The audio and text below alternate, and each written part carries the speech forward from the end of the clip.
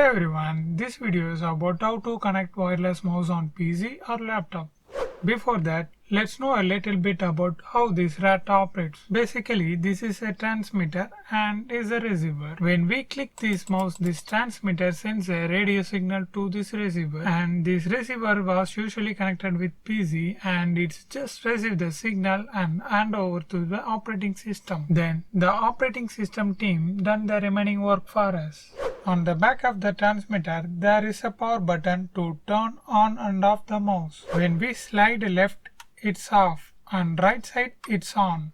Then you can see the red light for 2 seconds. It indicates your mouse wakes up, and it also says your mouse battery was in good condition. If your mouse stops working means don't throw it.